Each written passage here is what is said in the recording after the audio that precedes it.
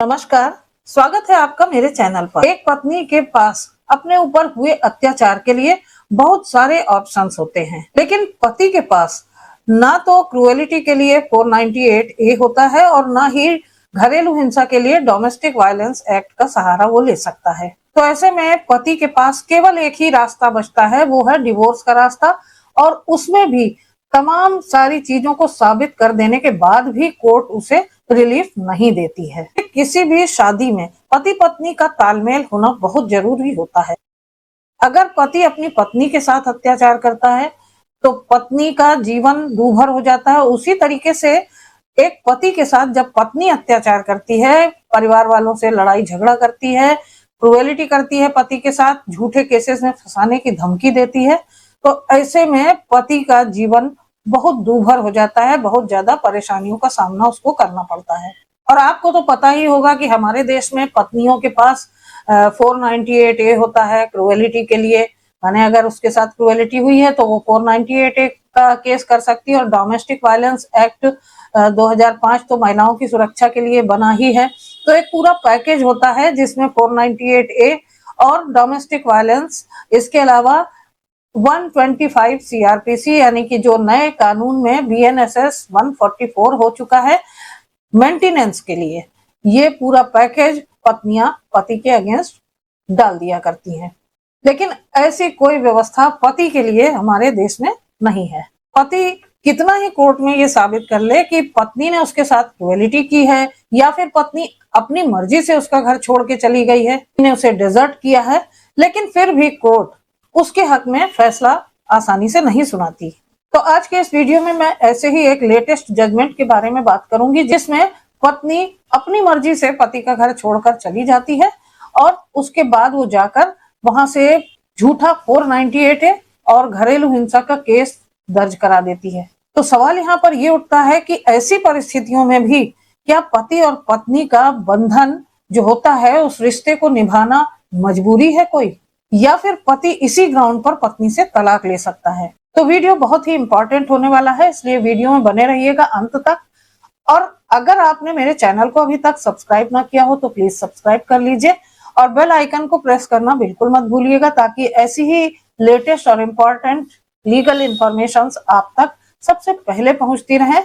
In case अगर आपका भी कोई मैट्रिमोनियल डिस्प्यूट चल रहा है या लीगल प्रॉब्लम है, आपको मेरे सपोर्ट की जरूरत है, तो आप मेरे डिस्क्रिप्शन बॉक्स में दिए गए व्हाट्सएप नंबर पर मैसेज करके मुझसे संपर्क कर सकते हैं। तो चलिए जान लेते हैं कि मामला क्या है।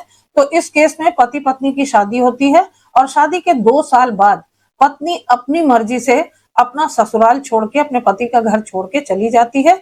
पति ने लाख कोशिशें की उसे वापस बुलाने की, लेकिन पत्नी वापस नहीं आती है।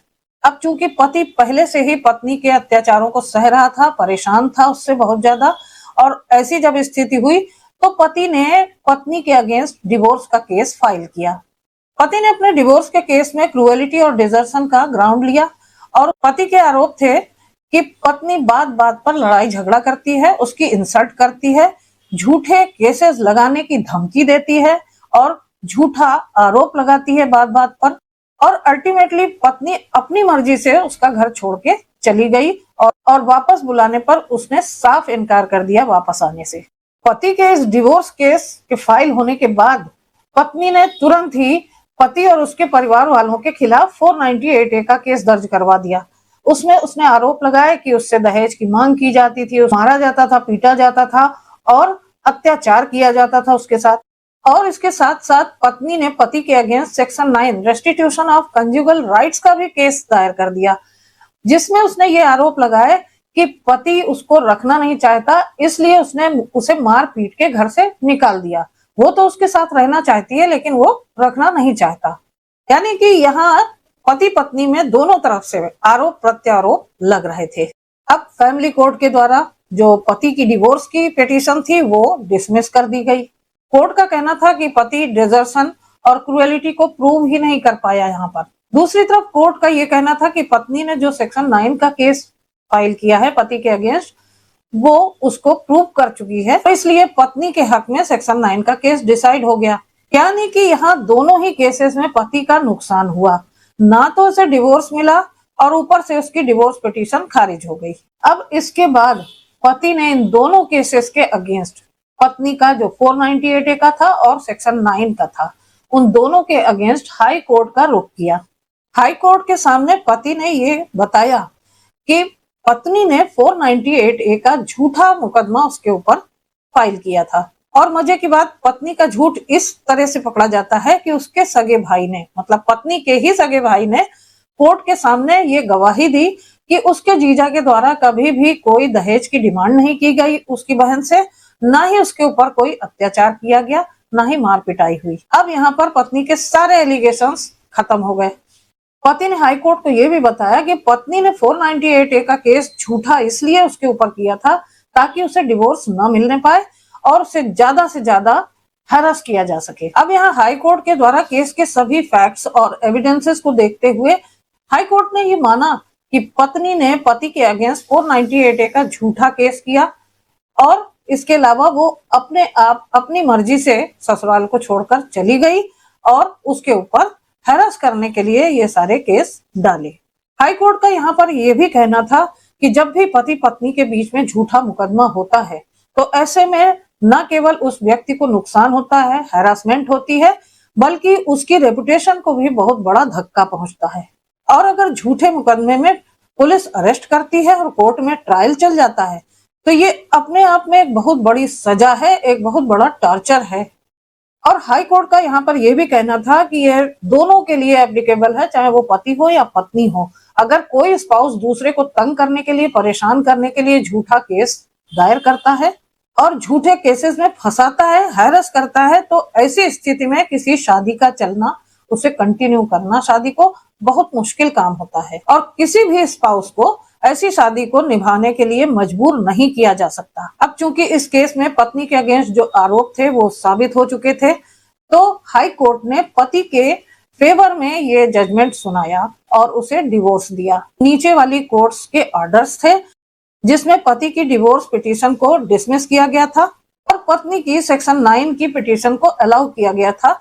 दोनों को सेट असाइड कर दिया गया।